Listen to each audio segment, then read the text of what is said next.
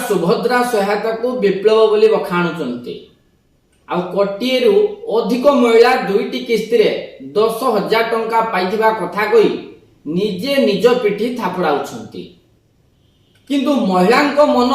किनि पारु नाहंती मोहन सरकार बा प्रभाती परिडा उपमुख्यमंत्री एजाय हजार हजार महिला आशायी गोटिए किस्ती राशि भी पाई नाहंती आ सेमाने केबे सहायता राशि पाइबे ताहा भी से कथा निजे भी जानती नाही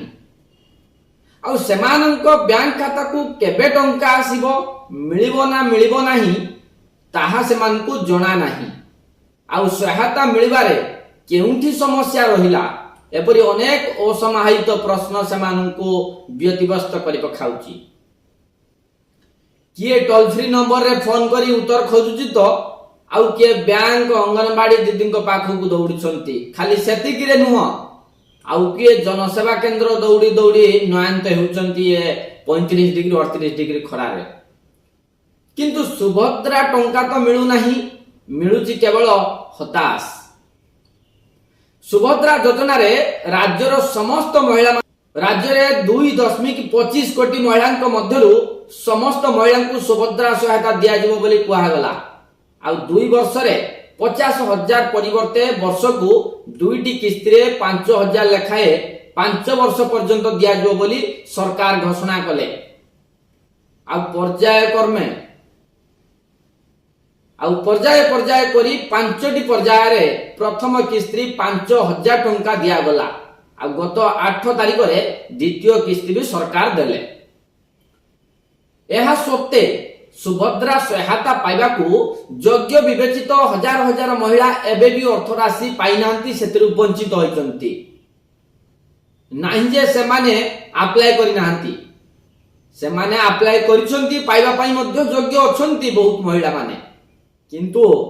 कोठी ना कोठी ए कार्य रे विलंब घटिची बा ये जो गाइडलाइंस रे कोठी ना कोठी अवहेला घटुची जेउथि पई ए महिला माने वंचित होउचंती सुभद्रा योजना को नहीं सरकार सहित आवेदनकारी जोगाजोगर एकमात्र माध्यम हेउची सुभद्रा हेल्पलाइन नंबर किंतु एही सहायता नंबर रु सहायता मिलु नथिबा अभियोग मध्य हेउची जा गणमाध्यम रे सुनिबा को मिलुची कॉल सेंटर कर्मचारी अपेक्षा कर टंका आसीबो बोली आश्वासन देउछंती आ एहा सह बैंक जाई अनुसंधान कर आपनको घर को आम टीम जीवो एमती दुनिया कथा कही सेमानंकु थैथान कराउछंती सेपरि जदि ऑनलाइन ले जांच करले गोटिए धाडी रे उत्तर मिलुची अंडर प्रोसेस आपण माने जदि एना जनसेवा केंद्र जिबे तले दिन सकाळ 6टा रु संध्या 6टा जाय केवल महिलांक भिड़ आ एई सुभद्रा योजना अप्लाई चलची आ प्राय मैक्सिमम लोकंगर अंडर प्रोसेस बोली लेखा आसुची किंतु केबे शेष हेबो बा कंप्लीट हो तार कोनोसी उत्तर नाही बा मिलु नाही सेतरे लेखा नाही आवेदनकारी को कहिया कथा हला